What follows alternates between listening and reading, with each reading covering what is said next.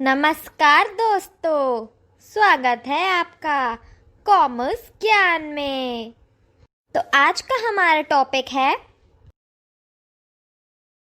Basis of accounting. तो let's get started. Basis of accounting ये किससे डील करता है? इसका काम ये है कि टाइमिंग क्या होगी रिकॉग्निशन की, रेवेन्यू और कॉस्ट की। मतलब हम अपने बुक्स ऑफ अकाउंट्स में कब उतारेंगे रेवेन्यू को और कॉस्ट को। अब इसके दो तरीके होते हैं, एक होता है कैश बेसिस और दूसरा होता है एक्रूअल बेसिस। कैश बेसिस में क्या होता है? जब कैश मिलता है या फिर हम कैश देते हैं। और एक्रूअल बेसिस में क्या होता है? वो उस पीरियड पे रिकॉग्नाइज करा जाता है जिसमें वो होता है। मतलब कि एक्सपेंस और रेवेन्यू जब होता है तभी रिकॉग्नाइज किया जाता है, और कैश आए ना आए उससे मतलब नहीं है अभी हमें उसमें। इसको और डिटेल में चल के पढ़ते हैं अलग अलग टॉपिक बनाकर। कैश बेसिस ऑफ अकाउंटिंग, जैसा कि नाम में ही कैश है, यह बेसिस तब होता है जब हम सारे ट्रांजैक्शन को कैश के आने जाने पर रिकॉर्ड करते हैं। मतलब जैसे ही मनी इन्वॉल्व होती है हम उसे रिकॉर्ड कर लेते हैं, अदरवाइज नहीं करते। मतलब सीधी बात है, अकाउंट्स में एंट्रीज कब करते हैं?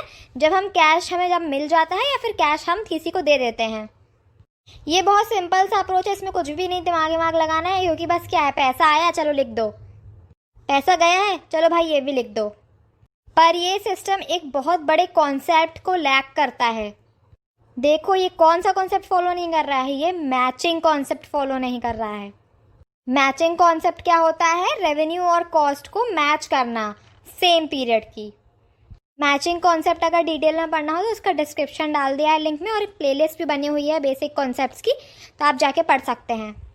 अब भाई जो प्रॉफिट निकलता है कैश बेसिस से, वो तो जितने पैसे आए जितने पैसे गए उस पर निकलता है। तो उसके कारण ये अप्रोप्रिएट तो है नहीं, क्योंकि सामान आपने भले ही ज़्यादा बेचा हो या फिर कम बेचा हो, पर आप कैश पे डिपेंड करेंगे। हो सकता है पिछले साल का पैसा आ गया हो सकता है कोई एडवांस पे देते पैसे आपको सर्विस गुड्स खरीदने के लिए या सर्विस लेने के लिए। तो ऐसे में तो आप दूसरे साल के प्रॉफिट को अपने साल में ला रहे हैं, जो कि गलत है। अब जैसे मान लीजिए कई कॉलेजेस में क्या होता है कि रिजल्ट आने से पहले ही एग्जाम देना पड़ता है आपको। तो भाई जो परसेंट आएंगे आपके इस साल में, दोनों साल के परसेंट बताएंगे उन लोग। तो आप दोनों साल के परसेंट को ऐड करके बोलेंगे क्या कि हमारे परसेंट इतने आए हैं? या फिर जो जिस साल का रिजल्ट इस साल आया है उस साल को आप ये बोलेंगे कि अरे हम तो उस साल फेल हो गए थे, हमें 0% आए हैं। ऐसा थोड़ी होता है। जिस साल का जो है वो उसी साल में रिकॉर्ड करना है। जैसे आपका रिजल्ट कभी भी आ रहा हो, जिस साल का रिजल्ट है वो उसी साल का रिजल्ट है, ये नहीं कि ऐड करके दिखा देंगे उसको आप। अब हम कैश अकाउंटिंग में रिकॉर्ड कैसे करते हैं वो देखते हैं। मान लीजिए बी ने अपना रेंट जो कि अप्रैल महीने का था वो मार्च में दे दिया, तो हमारे पास कैश आ गया। तो हमारे पास कैश आ गया तो हम उसको मार्च में ही रिकॉर्ड कर लेंगे, ना कि अप्रैल में। अब यहाँ गड़बड़ सोच रहे हो आप क्या हो रही है? गड़बड़ ये हो रही है, अब जैसे मान लो कि बी अप्रैल के शुरू में मतलब फर्स्ट डे ऑफ अप्रैल में चला गया, तो अब तो वो बोलेगा हमें पूरे पैसे वापस करो। तो अब ये अप्रैल में से घटेगा। मतलब आप इसको दिखाओगे कैसे? रेंट रिसीव्ड को आपको फिर डेबिट में दिखाना पड़ेगा, जो कि गलत बात है as per the cash basis. मतलब सब उटपटांग हो जाता है ना यार, क्योंकि फाइनेंशियल स्टेटमेंट 31 मार्च 2020 को बन गई, तो हो गया ना सब उटपटांग। इसलिए कैश बेसिस प्रेफरेबल नहीं है हर जगह पे, जहां पर खासकर यूजर्स को इन्फॉर्मेशन पहुंचानी है, क्योंकि उन लोगों को समझ में नहीं आएगा ये हो क्या रहा है। अब आपने मान लो उधार पे गुड्स बेचे हैं या सर्विस दी है, उसके आप पैसे जब तक नहीं लेंगे तब तक आप उसको रिकॉर्ड नहीं करेंगे। अब जैसे मान लो सी है, वो लेट रेंट देता है, उसको जनवरी में देना था पर उसने जुलाई में दिया, तो यहाँ भी गड़बड़ हो जाएगा, अकाउंटिंग पीरियड ही चेंज हो जाएगा। तो मतलब सीधी बात है, कैश बेसिस कब ठीक है? जब आपको सहूलियत हो, आपका छोटा सा काम हो जिसमें आप लेन देन बस कैश में ही लिखते हो और एक रजिस्टर बना के रखो जिसमें आप उधार लिखते हो। ये बेसिस हमेशा ठीक नहीं रहता। हाँ ये बहुत इजी है इसको करना, क्योंकि कुछ बस इतना ही नोट करना है कि इतना कैश आया इतना गया। पर जब आपका काम बहुत बड़ा हो तब ऐसे नोट करना सहूलियत वाला काम नहीं होता और काफ़ी सारे डिफरेंसेस और गड़बड़ हो जाती है अकाउंट्स में। तो यही था कैश बेसिस। तो अब आगे चल के एक्रूअल बेसिस देखते हैं। एक्रूअल बेसिस ऑफ अकाउंटिंग, इसमें तो बहुत सिंपल सी चीज़ है। रेवेन्यू तब रिकॉग्नाइज होगी जिसमें वो हुई है, और कॉस्ट कब रिकॉग्नाइज होगा जब हमारा कॉस्ट अका हुआ है। मतलब कि जब हमारी लीगल लाइबिलिटी बनती है किसी को पैसे देने की, लीगल ऑब्लिगेशन, मतलब कि हमें उसे पैसे देना है, तय हो गया है ये, भले ही हमने दिया हो ना दिया हो, तभी उसे रिकॉग्नाइज करना है। वैसे ही पेमेंट जब हमारी बनती है कि हाँ हमको मिलने वाली, जैसे कि रेवेन्यू रिकॉग्निशन में भी हमने पढ़ा हुआ था कि पेमेंट हमारी मिलने वाली है हमको, है ना, तो तभी हम उसको रिकॉर्ड करेंगे। मतलब लीगल एक उल्लू की लाइबिलिटी बन गई, हमारे लिए लीगल राइट बन गया है कि हमें पेमेंट मिलने वाली है, या फिर हमारे पास कैश आएगा, भले ही अभी आया हो ना हो।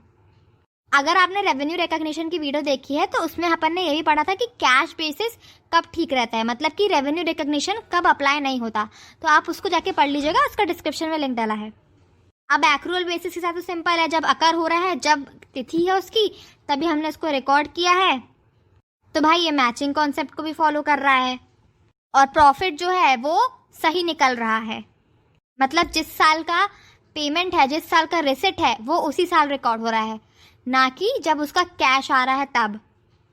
अब कई बार होता है कि किसी ने अपन से गुड्स खरीदे और वो बहुत मतलब आनाकानी कर रहा पैसे देने में, 2 साल हो गए, 3 साल हो गए, तो भाई कैश बेसिस में तो वो अलग साल के प्रॉफिट में दिखाने लगेगा, पर एक्रूअल बेसिस में वो उसी साल के प्रॉफिट में दिखाएगा, क्योंकि लीगल राइट तो हमारा आ गया है। मतलब हमारा हक है कि हमको पैसे मिलने चाहिए। हमने आज हमने बेचा है, आज ही हमको पैसे मिलने चाहिए, भले ही वो आज मिले ना मिले, थोड़े दिन बाद मिले, या फिर जैसा भी सेटलमेंट हुआ हो।